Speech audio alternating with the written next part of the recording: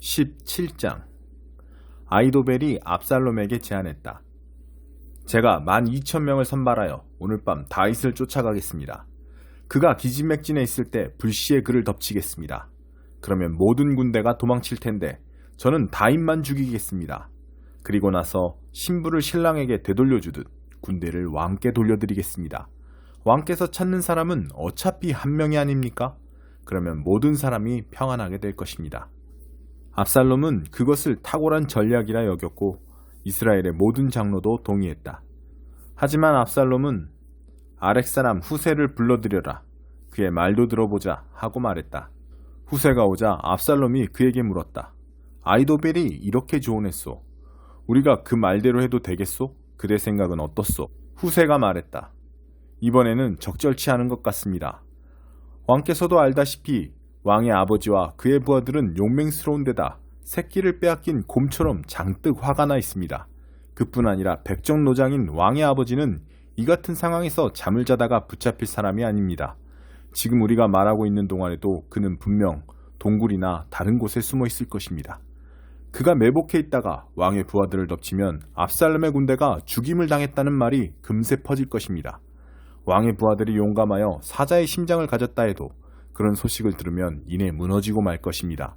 왕의 아버지의 싸움 실력이 대단하고 그와 함께한 부하들 또한 그러하다는 것을 온 이스라엘이 잘 알고 있습니다. 저의 조언은 이렇습니다. 단에서 브엘세바까지 온 나라에서 바닷가에 모래알처럼 많은 군대를 소집하여 왕께서 그들을 직접 이끄십시오. 다윗이 어디에 있든지 우리가 그를 찾아내어 이슬이 땅에 내리는 것처럼 그를 습격할 것입니다. 그러면 한 사람도 살아남지 못할 것입니다. 그가 어떤 성 안에 숨어 있다면 군대 전체가 밧줄을 가지고 가서 그 성을 계곡으로 끌어내리면 됩니다. 그러면 그곳에는 돌멩이 하나 남지 않을 것입니다. 압살롬과 그의 일행은 아렉 사람 후세의 조언이 아히도벨의 조언보다 낫다는데 뜻을 같이 했다. 하나님께서 아히도벨의 조언을 믿지 못하게 만들어 압살롬을 망하게 하시기로 작정하셨던 것이다. 그 후에 후세는 제사장 사독과 아비아달에게 말했다. 아히도벨이 압살롬과 이스라엘의 장로들에게 이러저러하게 조언했는데 나는 그들에게 이러저러하게 조언했습니다. 이제 최대한 빨리 다윗과 함께 이 메시지를 전하십시오. 강 이편에서 밤을 보내지 말고 즉시 강을 건너십시오. 그렇지 않으면 왕과 함께한 모든 사람이 산채로 삼켜질 것입니다. 요나단과 아히마아스는 엔로겔에서 배회하며 기다렸다. 한 여종이 와서 그들에게 메시지를 전하면 그들이 다윗 왕에게 가서 알리기로 되어 있었다. 자칫 성 안에 들어가다가 눈에 띄면 위험했기 때문이다. 그러나 한 군사가 그들을 보고 압살롬에게 알렸다. 그래서 그 두 사람은 재빨리 그곳을 나와 바후림에 있는 어떤 사람의 집으로 갔다. 그 집 마당에는 우물이 있어 그들은 그 속으로 기어 들어갔다. 그 집의 안주인이 담요를 가져다 우물을 덮고 그 위에 곡식을 널어 누구도 이상한 점을 눈치채지 못하게 했다. 얼마 안 되어 압살롬의 부하들이 그 집에 와서 그녀에게 물었다. 아히마아스와 요나단을 보았소? 그 여인이 대답했다. 강 쪽으로 갔습니다. 부하들은 결국 그들을 찾지 못하고 예루살렘으로 돌아갔다. 위험이 사라지자 아히마아스와 요나단은 우물에서 기어 올라와 그 길로 다윗 왕에게 가서 보고했다. 일어나서 빨리 강을 건너십시오. 아히도벨이 왕께 불리한 조언을 했습니다. 다윗과 그의 군대가 바로 일어나 이동하여 요단강을 건넜다. 동틀 무렵에는 요단강을 건너지 못한 사람이 하나도 없었다. 아히도벨은 자신의 조언이 채택되지 않았음을 알고 나귀의 안장을 지워 고향으로 떠났다. 그는 유언을 작성하고 집을 정리한 뒤에 목매달아 죽었다. 그는 가족묘지에 묻혔다. 다윗이 마하나임에 도착할 무렵 압살롬은 이스라엘의 모든 군대와 함께 요단강을 건넜다. 압살롬은 요압을 대신하여 아마사를 군사령관으로 삼았다. 아마사는 이드라라는 사람의 아들인데 이드라는 요압의 어머니 수르야의 여동생인 나하스의 딸 아비갈과 결혼한 이스마엘 사람이다. 이스라엘과 압살롬은 길르앗에 진을 쳤다. 다윗이 마하나임에 이르자 암몬의 랍바 출신 나하스의 아들 소비가 찾아왔고 로드발에서 암미엘의 아들 마길, 로글림 출신 길르앗 사람 바르실레가 찾아왔다. 그들이 침상과 이불을 가져왔고 밀과 보리, 밀가루, 볶은 곡식, 콩과 팥, 꿀, 소떼와 양떼에서 난 버터와 치즈가 가득 들어있는 사발과 단지도 가져왔다. 그들은 그 모든 것을 다윗과 그의 군대에게 선물하면서 군대가 광야에 있으니 얼마나 배가 고프고 피곤하며 목마르겠습니까? 하고 말했다. 10장 자신의 사도직을 변호하는 바울. 이제부터 말씀드리는 것은 사적이기는 하지만 대단히 절박한 문제입니다. 나는 그리스도의 온유하심과 확고한 영에 힘입어 말합니다. 내가 여러분과 함께 있을 때에는 움츠리고 연약하지만 여러분과 적당히 떨어져 편지를 쓸 때에는 모질고 요구가 지나치다는 말이 들리는군요. 바라건대 내가 여러분과 함께 있을 때에도 강경한 입장을 취하지 않게 해주십시오. 나를 가리켜 원칙 없는 기회주의자라고 말하는 자들에게 맞서는 일에 내가 단 1분이라도 주저할 것이라고 생각지 마십시오. 그들은 자신들이 한 말을 취소해야 할 것입니다. 세상은 원칙이 없습니다. 인정사정 없는 냉혹한 곳입니다. 세상은 정정당당하게 싸우지 않습니다. 그러나 우리는 그런 식으로 살거나 싸우지 않습니다. 이제까지도 그랬고 앞으로도 그럴 것입니다. 우리 일에 사용하는 도구는 마케팅이나 시세를 조작하는 데 쓰이는 것이 아닙니다. 우리의 도구는 타락한 문화 전체를 뒤엎는 데 쓰입니다. 우리는 하나님의 강력한 도구를 사용하여 뒤틀린 철학을 분쇄하고 하나님의 진리를 가로막기에 세워진 장벽들을 허물고 모든 흐트러진 생각과 감정과 충동을 그리스도께서 조정하신 삶의 구조에 맞게 변화시킵니다. 우리의 도구는 모든 방해의 원인을 제거하고 성숙에 이르는 순종의 삶을 세우는데 즉시 쓸 수 있도록 준비된 도구입니다.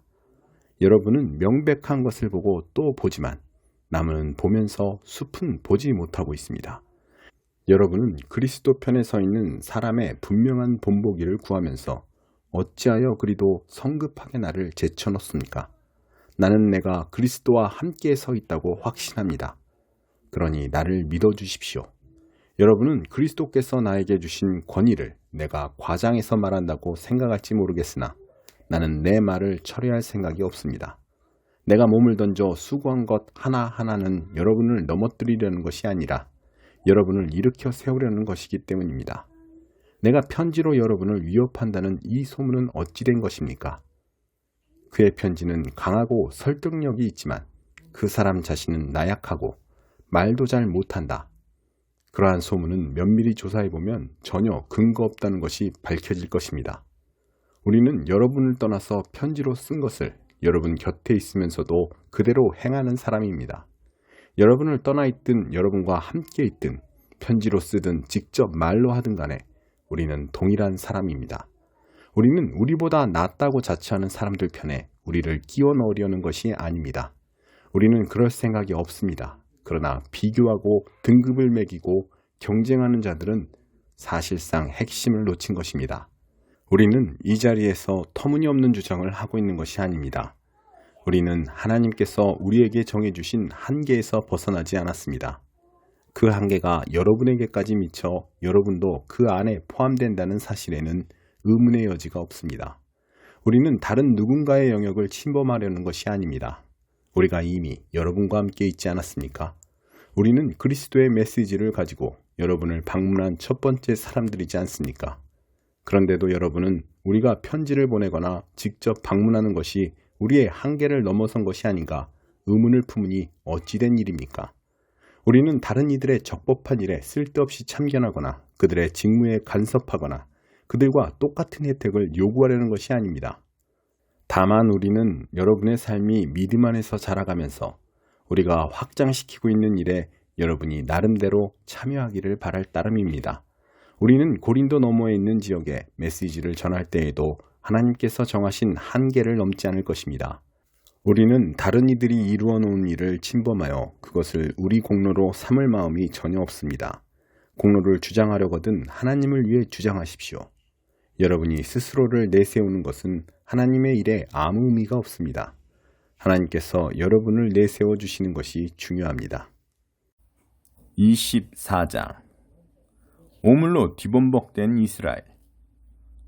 아홉째 열째 달 10일에 하나님의 메시지가 내게 임했다. 사람의 아들아, 오늘 날짜를 기록해 두어라. 바로 오늘 예루살렘이 바빌론 왕에게 포위되었다. 그 반역자 무리에게 이야기를 하나 들려주어라. 솥을 걸고 물을 가득 부어라. 고깃덩이를 집어넣어라. 최상 등급 고기, 허리와 가슴 부위로 하여라. 양떼에서 가장 좋은 놈들을 골라라. 최상급 뼈를 넣어라. 손 밑에 장작을 쌓아라. 불을 지펴 국을 펄펄 끓여라. 주 하나님이 말한다. 살인의 도성이여, 벗겨낼 수 없을 만큼 두껍게 찢기와 오물이 낀 솥이여 화가 있으리라. 고기를 한 점 한 점 다 꺼내어 솥을 비워라. 그것들을 누가 물어가든 신경 쓸 것 없다. 도성 전체가 살해당한 자들의 피로 물들어 있다. 길거리 돌들마다 피가 흥건하나 닦아내려는 사람이 없다. 모두가 보는 대로에 흐르는 피, 나의 진노를 불러일으킨다. 나의 보복을 불러들인다. 그러므로 주 하나님이 말한다. 살인의 도성에 화가 있으리라. 나도 장작을 쌓겠다. 나무를 많이 넣고 불을 지펴서 고기를 푹 삶고 양념도 곁들인 뒤에 국물은 쏟아버리고 뼈들은 태워버리겠다. 빈 솥을 숯불 위에 올려놓고 노새가 빨갛게 달아오르도록 달구어 병균을 죽이고 오염물을 모두 태워버리겠다. 하지만 소용없다. 너무 늦었다. 그러기에는 오물이 너무 두껍다. 두꺼운 껍질이 되어버린 오물은 바로 너의 음행이다. 내가 너를 깨끗이 닦아주려고 했지만 너는 그것을 거부했다. 내 진노가 가라앉을 때까지 나는 너를 닦아주지 않을 것이다. 나 하나님이 말했으니 그대로 이룰 것이다. 지체하지 않을 것이다. 내 자비는 이제 동이 났다. 내 마음이 바뀔 일은 없을 것이다. 너는 내가 초래한 일을 겪을 것이다. 주 하나님의 포고다. 에스겔의 아내가 죽다. 하나님의 메시지가 내게 임했다. 사람의 아들아, 내가 내게서 삶의 즐거움을 앗아가련다. 큰 불행이 내게 닥칠 것이다. 그러나 부디 눈물을 보이지 마라. 슬픔을 속으로 삼켜라. 사람 앞에서 울지 마라. 평소처럼 옷을 입고 나가서 내 일을 보아라. 통상적인 장례의식도 치르지 마라. 아침에 내가 사람들에게 이 말씀을 전했는데 그날 저녁에 내 아내가 죽었다. 다음날 아침 나는 지시받은 대로 행했다. 사람들이 내게 와서 물었다. 아니, 왜 이렇게 하십니까? 대체 이 일의 의미가 무엇입니까? 그래서 내가 말했다. 하나님께서 내게 이렇게 말씀하셨습니다. 이 이스라엘 가문에 전하여라. 이는 주 하나님의 말이다. 내가 나의 성소이자 너희의 자랑인 난공불락의 요새를 더럽힐 것이다. 너희 삶의 즐거움이요 최고 행복인 그곳을 더럽힐 것이다. 너희가 그곳에 두고 온 자식들 모두가 죽임을 당할 것이다. 그때 너희는 에스겔이 그대로 하게 될 것이다. 너희는 통상적인 장례의식도 치르지 못하고 평소처럼 옷을 입고 나가서 너희 일을 해야 할 것이다. 눈물도 흘리지 못한 채 죄로 병든 너희끼리 탄식 소리나 내게 될 것이다. 에스겔이 너희의 표징이다. 너희는 그가 했던 대로 하게 될 것이다. 이런 일이 일어날 때 너희는 내가 주 하나님인 줄 알게 될 것이다. 너 사람의 아들아, 내가 그들의 피난처여 큰 기쁨, 삶의 즐거움이자 최고 행복이던 그 자녀들을 앗아갈 그날에 생존자 한 사람이 내게 와서 그 도성에서 벌어진 일을 일러줄 것이다. 그때 너는 닫혔던 입이 열려 그 생존자와 이야기하게 될 것이다. 내가 그들에게 표징이 될 것이고 그제야 그들은 내가 하나님인 줄 알게 될 것이다. 72편 솔로몬의 시. 오 하나님, 지혜롭게 다스리는 능력을 왕에게, 공정하게 다스리는 능력을 왕세자에게 주소서. 그가 주님의 백성을 공정하게 재판하여 온순하고 불쌍한 이들에게 존경받는 왕이 되게 하소서. 산들이 왕의 통치를 생생하게 증언하고 언덕들이 바른 삶의 윤곽을 보이게 하소서. 가난한 이들을 지키시고 어려운 이들의 자녀를 도우시며 무자비한 폭군들을 엄히 꾸짖으소서. 해보다 오래 살고 달보다 장수하여 대대로 다스리게 하소서. 베어진 풀에 내리는 비가 되시고 땅의 기운을 돋우는 소나기가 되소서. 저 달이 쓰러질 때까지 정의가 꽃피게 하시고 평화가 넘치게 하소서. 바다에서 바다까지 강에서 하구까지 다스리소서. 적들이 하나님 앞에 무릎 꿇고 왕의 원수들이 먼지를 핥게 될 것입니다. 멀리 있는 전설적 왕들이 경의를 표하고 부유하고 멋진 왕들이 재산을 넘길 것입니다. 모든 왕이 엎드려 절하고 모든 민족이 왕을 섬기기로 맹세할 것입니다. 그가 어려운 때에 가난한 이들을 구하고 운이 다한 빈민을 구제하기 때문입니다. 그는 빈털터리가 된 자들을 위해 마음을 쓰고 이 땅에 가련한 이들을 돕습니다. 그는 압제와 고문을 당하는 이들을 구해냅니다. 그들이 피 흘리면 그도 피 흘리고 그들이 죽으면 그도 죽습니다.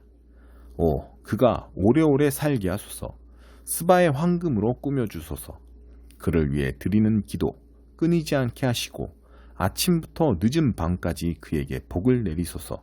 금빛으로 물든 곡식밭이 산봉우리까지 이르러 무성하게 하시고 찬양, 넘쳐나는 찬양이 땅의 풀처럼 도성에서 돋아나게 하소서. 왕의 이름이 잊혀지지 않게 하시고 그의 명성이 햇빛처럼 빛나게 하소서. 모든 민족이 그의 복된 다스림을 받게 하시고 그들에게 복 주신 하나님을 찬양하게 하소서. 하나님, 이스라엘의 하나님, 홀로 기적을 일으키시는 그분을 찬양하여라. 그분의 찬란한 영광을 영원토록 찬양하여라. 그분의 영광 온 땅에 가득하리라. 그렇습니다. 참으로 그렇습니다.